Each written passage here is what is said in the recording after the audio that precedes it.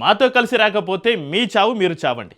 Iran తోటి యుద్ధం వేళ డొనాల్డ్ ట్రంప్ తన మిత్ర దేశాలకు ఇస్తున్న క్లియర్ కట్ వార్నింగ్ ఇదే. యూకే మొదలు ఇటలీ వరకు తన మాట వినని దేశాలన్నింటినీ వరుస పెట్టి టార్గెట్ చేస్తున్న ట్రంప్ ఇప్పుడు దక్షిణ కొరియా నెత్తిన పిడుగు వేశారు. సరిహద్దుల్లో డిక్టేటర్ కిమ్ బటన్ పైన వేలు పెట్టి కూర్చున్న వేళ సియల్ తోటి సైనిక విన్యాసాలను కుదిస్తూ సంచలన నిర్ణయం తీసుకున్నారు. అయితే ఈ నిర్ణయానికి కారణం కేవలం ఇరాన్ యుద్ధం ఒకటే కాదు, కిమ్ పుతిన్ మధ్య బలపడుతున్న బాండింగ్ కూడా.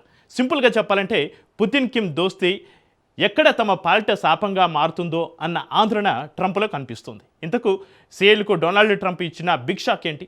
మిత్రదేశాన్ని నిజంగా కిమ్కు బలివ్వాలని డిసైడ్ అయ్యారా? పుతిన్ కిమ్ బాండింగ్ వాషింగ్టన్ను ఎందుకు వణికిస్తుంది? Let's watch. ఇరాన్తో యుద్ధం, మరో మిత్రదేశానికి ట్రంప్ బిగ్ షాక్. సియల్తో సైనిక విన్యాసాలను కుదించమని ఆదేశాలు. కిమ్ పుతిన్ బాండింగ్ వాషింగ్టన్ను నిజంగా వణికిస్తోందా?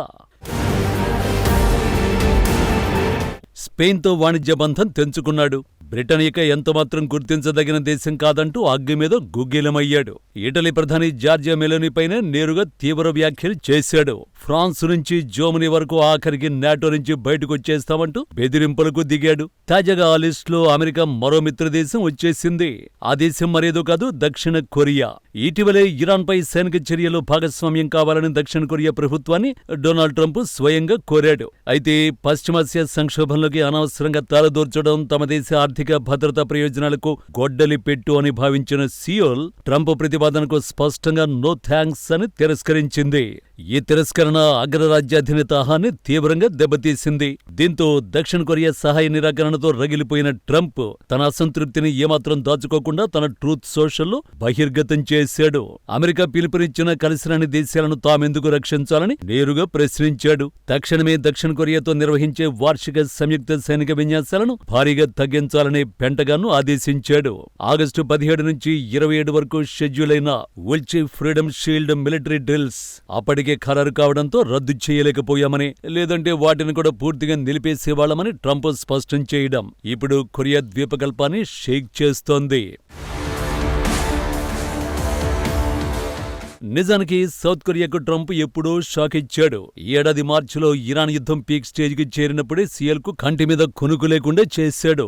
దక్షిణ కొరియాకు రక్షణ కల్పించేందుకు ఏర్పాటు చేసిన యాంటీ మిస్సైల్ వ్యవస్థలను పశ్చిమాసియాకు షిఫ్ట్ చేశాడు. దాదాపు 10 ఏళ్ల క్రితం ఉత్తర కొరియా న్యూక్లియర్ ముప్పు నుంచి కాపాడుతామని చెప్పి థాడ్ వ్యవస్థను దక్షిణ కొరియాలోని సియోంగ్జులో మోహరించింది అగ్రరాజ్యం. ఆ సమయంలో చైనా, రష్యాల నుంచి తీవ్ర వ్యతిరేకత వచ్చిన దక్షిణ కొరియా అమెరికాను నమ్మి తన ఆర్థిక ప్రయోజనాలను కూడా పణంగా పెట్టేసింది. తీరా ఇరాన్తో యుద్ధం ముసుగులో అదే ఆయుధాలను మిడిల్ ఈస్ట్ కి తరలించడం కొరియా ద్వీపకల్పంలో అలజడి రేపింది.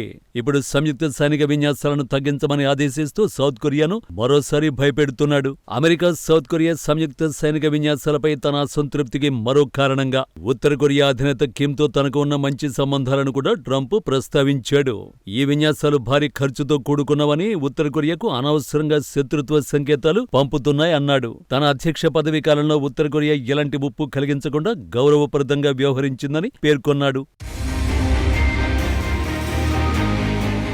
ట్రంప్ తాజా ఆదేశాలు అమెరికా దశాబ్దాలుగా అవలంబిస్తున్న యూజ్ అండ్ త్రో విధానానికి నిదర్శనమని రక్షణ విశ్లేషకులు అభిప్రాయపడుతున్నారు. గతంలో కుర్దులు మొదలుకొని ఆఫ్ఘనిస్తాన్ వరకు తమ స్వార్థ ప్రయోజనాలు తీరిపోగానే మిత్రులను గాలి కొదిలేసిన చరిత్ర అమెరికాది. ఇప్పుడు ఆసియాలో తమ చిరకాల మిత్రదేశం సరిహద్దులో కిమ్ నుంచి అణుబాంబుల ముప్పును నిరంతరం ఎదుర్కొంటున్న సౌత్ కొరియాను కూడా డొనాల్డ్ ట్రంప్ అదే రీతిలో ఒంటరిని చేస్తున్నారనే సంకేతాలు వెలువడుతున్నాయి. తమ యుద్ధాలకు సహకరించడం లేదన్న ఒకే ఒక్క కారణంతో రక్షణ హామీలను వెనక్కి తీసుకోవడం సియల్ వర్గాలను తీవ్ర దిగ్భ్రాంతికి గురిచేస్తోంది.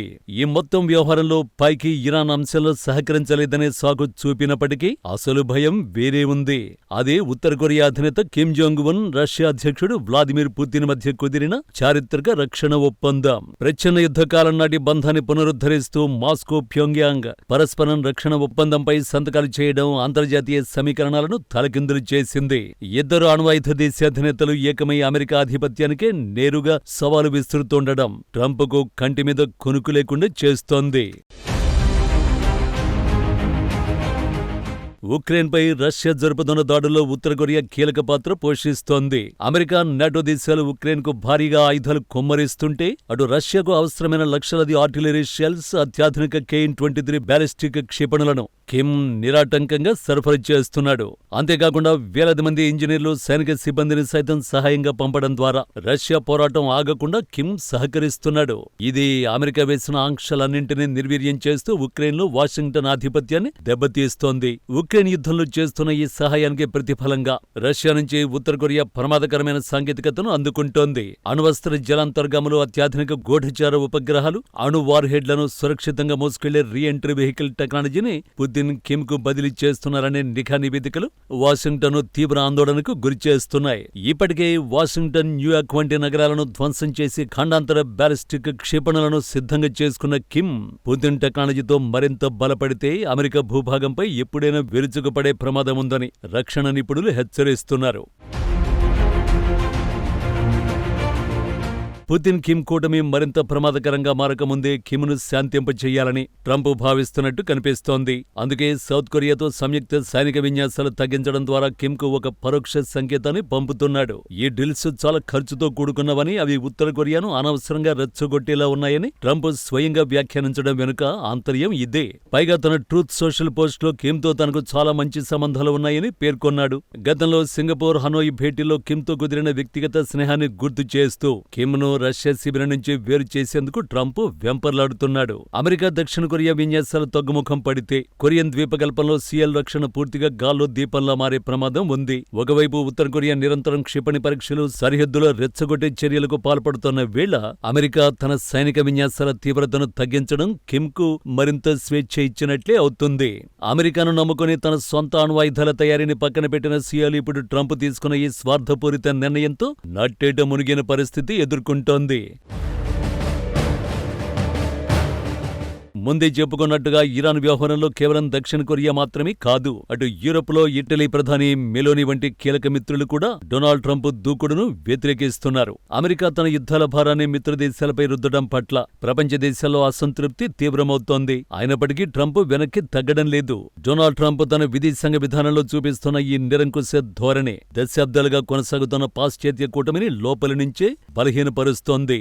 మొత్తంగా ఇరాన్ అంశంలో దక్షిణ కొరియా సహాయ నిరాకరణ అనేది ఒక చిన్న నెపం మాత్రమే. అసలు కథ పుతిన్ కిమ్ స్నేహం, అమెరికాకు విస్తృతున్న అణుసవాలే. ఆ భయంతోనే ట్రంప్ తమ మిత్రదేశమైన దక్షిణ కొరియాను పక్కన పెట్టి కిమ్తో సయోధ్యకు మార్గాన్ని సుగమం చేసుకుంటున్నారు. కానీ కిమ్ ముందు ఈ పప్పులు అస్సలు ఉడకవు. ఎందుకంటే ట్రంప్ డబుల్ గేమ్స్ కిమ్కు చాలా బాగా తెలుసు. ట్రంప్ ఎన్ని సన్నాయి నొక్కులు నొక్కినా కిమ్ తాను చేయాలనుకున్నది చేసి తీరుతాడు. ఒక్కటి మాత్రం స్పష్టం, దేశ రక్షణ విషయాల్లో అమెరికా లాంటి స్వార్థ దేశాలను నమ్ముకుంటే చివరికి జరిగేది నమ్మక ద్రోహమే.